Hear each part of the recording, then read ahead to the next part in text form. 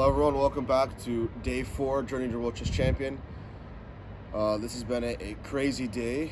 Yesterday the St. Louis Chess Club decided to continue its attack on my chess career and has continued to take a page out of chess.com's book and banning me from playing at events. And this is really unfortunate, and throughout this, later in this video, which I posted on Twitter as well, it's going to be a complete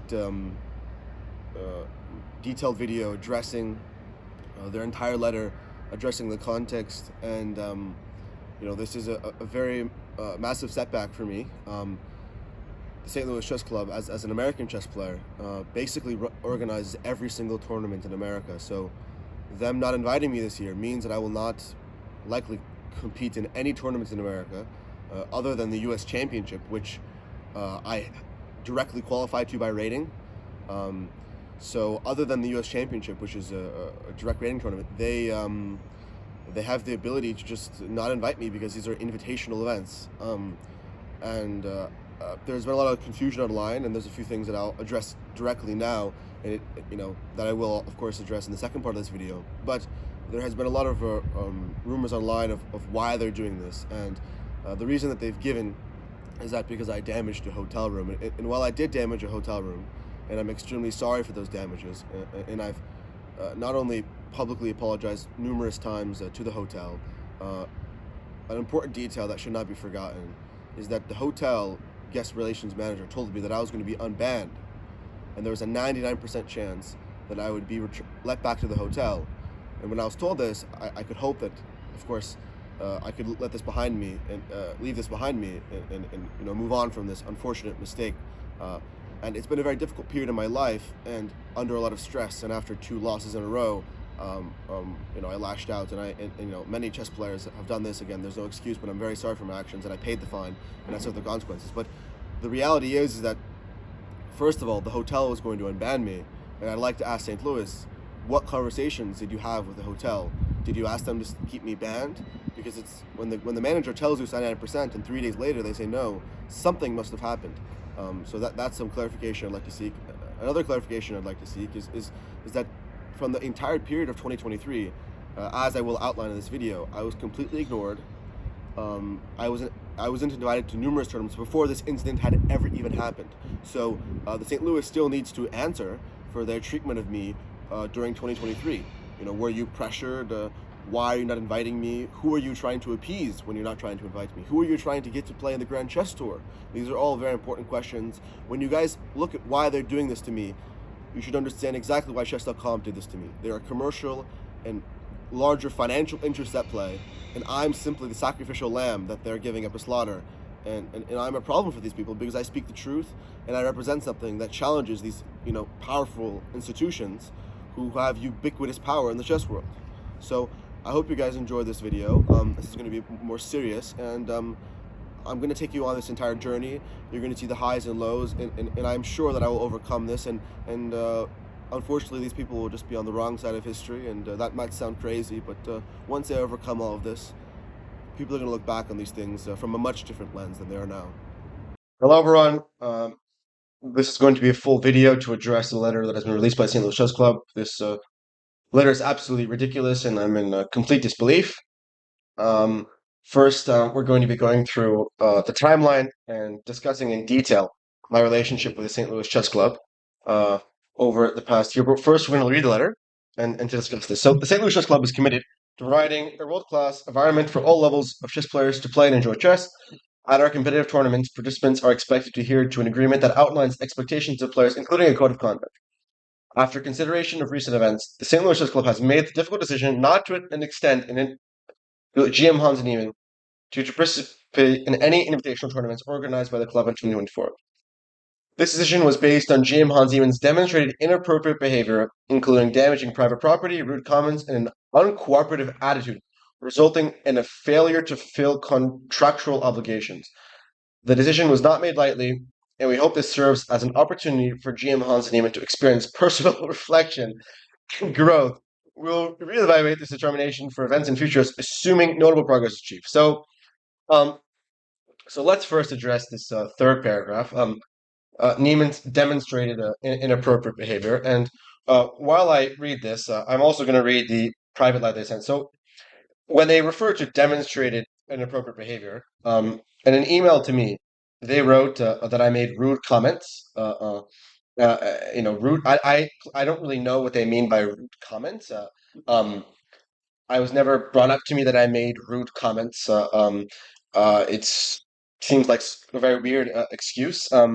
And so they also said my recent, and I'll read the first paragraph, of their specific email to me. They say your recent behavior has caused the St. Louis Chess Club to reevaluate your participation in our events. You have demonstrated a troubling pattern of highly inappropriate behavior, including damaging private property, rude comments, and an uncooperative attitude. So let's first address this. So, when they say highly inappropriate behavior, I don't know what implication they might have behind this. I have no idea what they're talking about. This supposed highly inappropriate behavior, including the rude comments, is completely news to me. Now, I will address, of course, the damage to private property. So, this is something that's very important to address.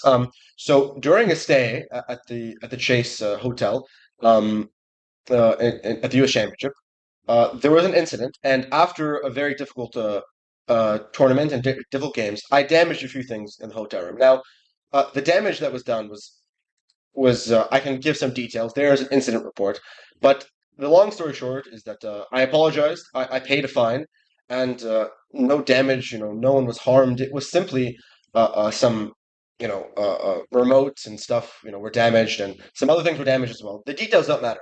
Of course, I'm very apologetic for the damage done to the hotel room, and of course, it was a mistake and something that in the heat of the moment after a difficult chess game, I sincerely apologize for. Um, but the truth is that this reason for my damage to the hotel has absolutely nothing to do with why I've been blacklisted.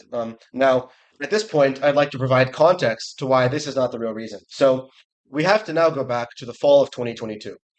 So after the Singfield Cup, I play in the Fall Chess Classic and the US Championship, invitations that were already secured before. However, in January 2023, everything changed. Now I'd like to detail different emails and times that I reached out to Tony Rich and Joy Bray, who are the manager of the club, and the times that they ignored me. Because while they might say now and might invent this inappropriate behavior and use the hotel as damage, another thing I should say about the hotel is that I was actually going to be unbanned by the hotel. The hotel, I had reached out to the hotel. I had incessantly apologized. I paid a very large fine, very graciously.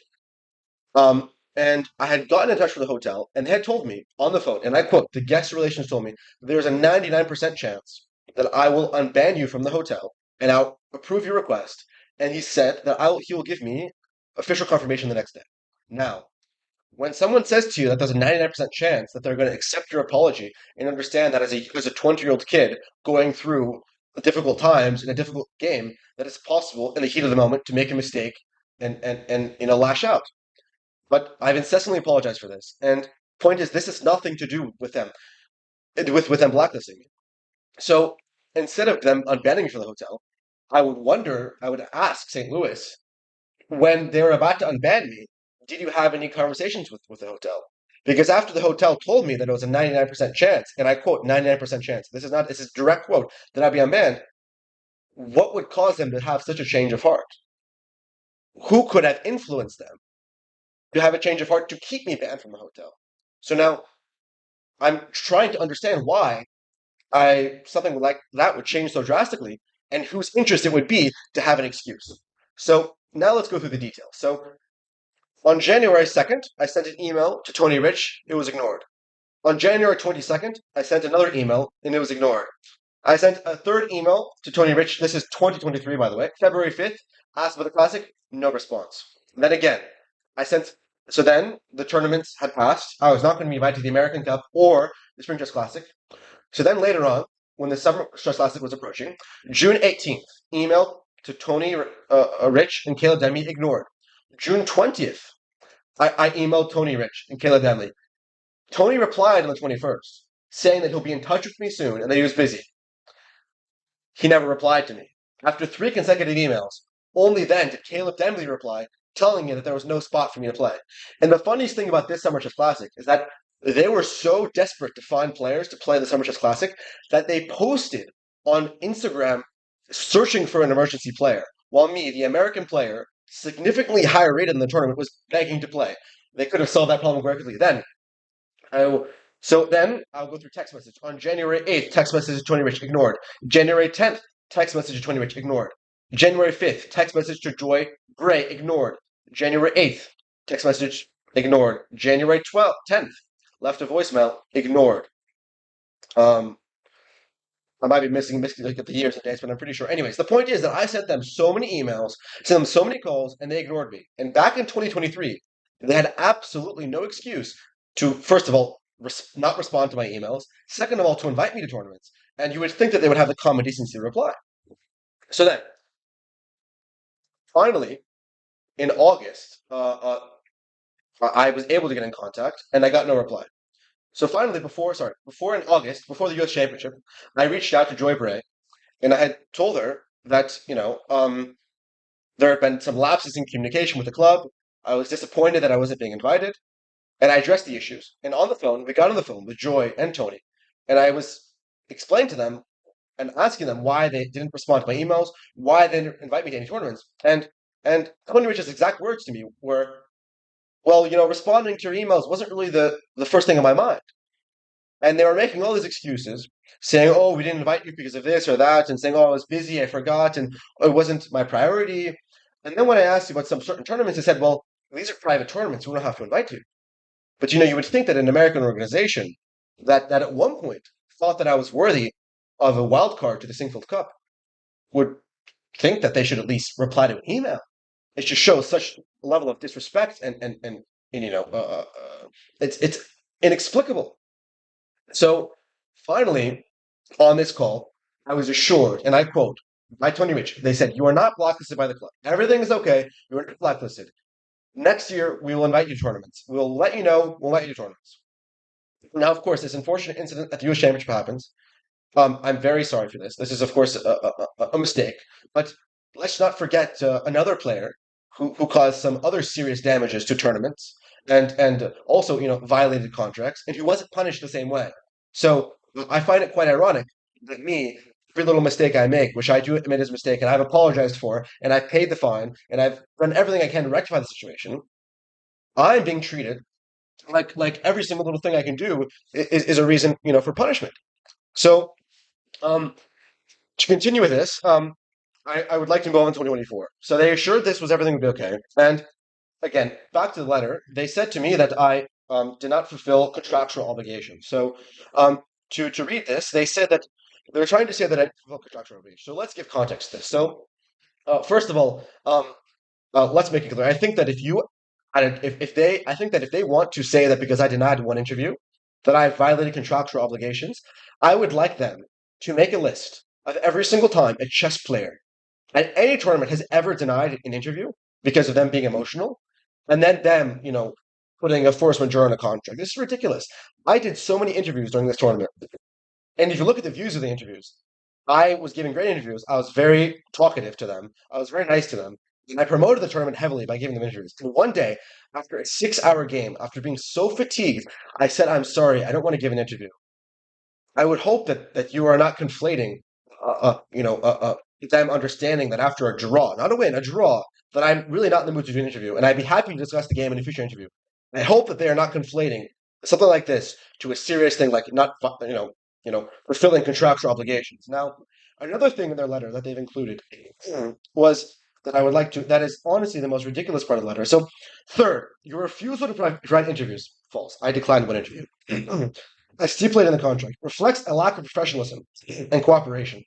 Well, I would say that not responding to my emails for over a year, and not and posting a letter so brashy is also quite unprofessional. Then they say, moreover, your constant failure to answer phone calls. Let me get some water. I'm so sorry, guys. This is just ridiculous. Uh, they say, moreover, your constant failure to answer phone calls and respond to messages from senior staff members demonstrates a disregard for essential communication protocols within. I'm sorry. I'm sorry. I cannot watch this seriously. I'm trying to be calm, but I have just outlined like dozens of instances where my calls, emails are ignored, and they're telling me in a letter that I ignored whole, I've always been so eager to contact them because I would love the opportunity to compete in their tournament. So for this reason, and this is absolutely insane. And we can go through the emails, and like again, I don't want to show any private communication, but I assure you that if you look at all the details of all the times you just blatantly ignored me, and I haven't even gotten to all of them. So let's discuss 2024 and all the emails they've ignored, and also let's make this clear. I love that this what the St. Louis Chess Club has done for chess. I'm eternally grateful for Rex and Jeannie Singfield's support for chess, and they are this is not targeted at Rex and Jeannie. They are absolutely amazing supporters of chess. This is targeted, and unfortunately, at the St. Louis management, which is completely incompetent and is trying to ruin my career. So let's discuss all the times where I tried to stop this from going public and tried to resolve this publicly. So on January 5th, I sent a formal apology to the St. Louis Chess Club, apologizing for the incident at the hotel. And in addition to that, I was apologizing to the hotel directly. And shortly after, I got in contact with the hotel, got in contact with the manager of guest relations, which, as I mentioned, told me that there was a 99% chance that I would be reinstated. Again, they didn't reply to this. So I would like St. Louis to answer. Did you speak to them? Did you have any influence in me remaining banned at the hotel? So then, okay, so this is 2024. So yes, this is good. So this is when. So on January 10th, in 2024, I called Tony and Joy. I was ignored. On January 23rd, I called Tony and Joy. I was ignored. On January 24th, I called Tony and Joy. I was ignored. Last Tuesday, I called Tony and Joy, and I was ignored. Right before they posted the public letter, maybe 5 minutes before, I was publicly ignored. I sent text messages on January 8th and 10th. January 8th, Tony Richard was ignored. 10th was ignored. Then I sent more text messages on the 5th, 8th, and 10th. I even left a voicemail on the 10th, Joy. So I think I mixed up the dates. Sorry. Again, this is 2024. For 2023, it was 2nd, 22nd, and 5th were emails I sent. But again, perhaps the dates are confusing. I think it's painting a pretty clear picture that I've been trying to resolve this. I've been trying to get in contact, and my impression until this moment was that, of course, they're blacklisting me because they want to appease other people who they want to participate in their tournaments. So there's been some players missing from the Grand Chess Tour. So I would like to understand why, as I at one point was apparently such a talented chess player, where they gave me a wildcard invitation to the Singfield Cup, and suddenly their respect and support for me has completely disappeared, despite Rex Singfield's comments publicly supporting me. So it's very confusing to me when the management is acting differently from certain public things they say. So as you can see, I've sent multiple letters, and now I'd like to read other emails that I recently sent an email trying to resolve the situation. So I sent an email on January 31st, which was the first time they replied to me in all of January. I said, "Greetings, Tony and Joy. It seems that in the past month, all of my attempts to get in contact have been ignored. Multiple emails, calls, texts, and even a call to the club directly. I was in contact with the hotel, and the manager told me on the phone that there's a 99% chance that I will fulfill your request for your return to the hotel, and I'll give you official confirmation via email tomorrow." A couple of days passed, and I was unable to get in contact, and eventually I was told the request was denied. This was very surprising, as returning to the hotel would be a great way to put this unfortunate incident behind me. I'm still in contact with the hotel, and will do whatever I can to rectify the situation. Since I am unable to get in contact after multiple attempts, I plan to post a public letter as an attempt to open dialogue between me and the club. I intend on posting this on Friday at noon each time. If I do not receive a response by then, I'll post a letter. I hope that we can find a resolution. Kind regards, Hans. So this was me trying to reach out to them after a month of no contact, not even a simple reply, and this behavior, of course, continuing from last year. They replied to me saying, "Dear Hans, thank you for reaching out. I want to confirm that your email has been received and is being given due consideration. The issues you've raised are significant, and the club is carefully deliberating its response. Please be assured that we understand the importance of this matter. We're committed to handling it appropriately in a timely manner. I expect to have more detailed information to share with you in the coming days, likely within the next week. We appreciate your patience as early as possible." So nothing in this sort of email seems like they're going to ban me from events. It seemed like a very, just they don't want me to post a letter. so they can post a letter themselves, getting ahead of me and trying to paint a picture. So I respond to them saying, "This is." Then I saying, "Okay." I say, "Dear Tony, I appreciate your response, and I would like to address a few issues that I want to discuss as soon as possible." So, okay, it's a very long email. I'm not going to read it all, but the gist of it is that I discuss, for example, how the American Cup is coming up in March, and they invited Grigory Aparin and Sam Shankland to this event, who are both lower rated than me.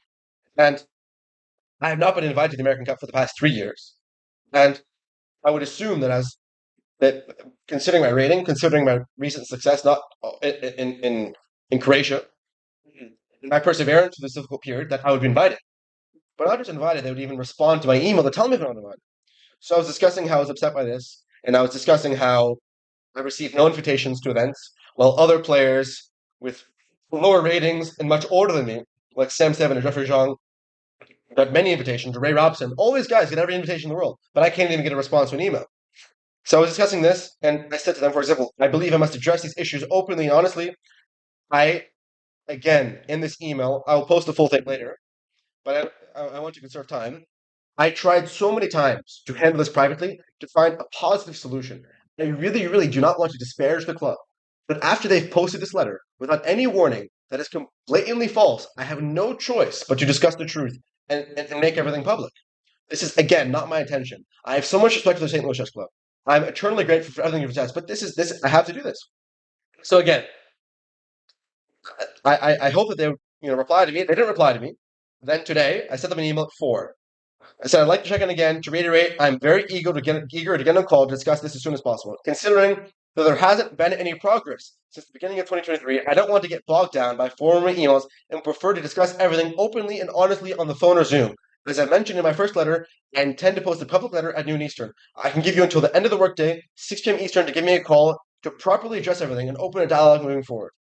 Considering that my efforts in numerous attempts to resolve this issue since January of 2023 have not been successful, I believe this is the only way to move forward. I'm happy to move around your schedule and speak whenever you're available. Kind regards, Holland. So I was trying everything just to speak to them. I don't want this to be public fodder, and drama. I don't want drama. I want to play chess at the highest level, and I want to be given the opportunities that I deserve. So, I'm sorry, but I have to discuss this truth. So, um, again, it's really sort of unfortunate for me that I've had to do this. I didn't want to do this. But I hope that you can see the narrative of how they've, number one, completely ignored all of my emails. They haven't invited me to a single tournament that they weren't absolutely forced to.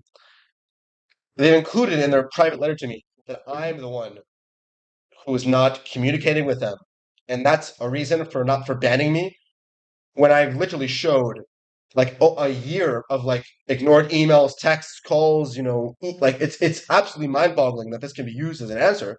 And it's very, very unfortunate that they've taken this decision because their goal is to grow American chess. I'm an American-born chess player. I was born and raised in this country. I've given everything to chess, and I've worked so hard. And all I'm asking is to be treated like any other chess player and to be given the opportunities that I deserve, and that people with significantly lower ratings than me get easily. Um, so again, I hope that you guys understand that this is the truth, and again, if there's any things I need to highlight more or there are updates, of course I will discuss them. But you know, it's very, very sad for me that as an American chess player, I don't feel welcomed, I don't feel supported, and I don't feel supported in any part of the chess world. I feel ostracized and attacked and blacklisted, and it's very unfortunate. And I don't victimize myself. I never look at myself as a victim because I'm not a victim. You're only a victim if you let yourself be a victim. And I'm not going to let these attacks ruin my career. I will continue persevering and doing everything I can. Um, there might be things I've forgotten. I did not, I have some. I didn't have like a script I'm reading off. I have some things I wanted to talk about, but there could be updates. Again, this is an unscripted sort of just call that I need to call video to get everything out there, and there will be updates too soon. So I hope you guys watch this entire video, understand the full context, and I hope that going forward we can address injustices and highlight large chess organizations who are abusing their power. Um, and I hope you all have a great day, and hopefully I don't have to make one of these videos again. See you soon.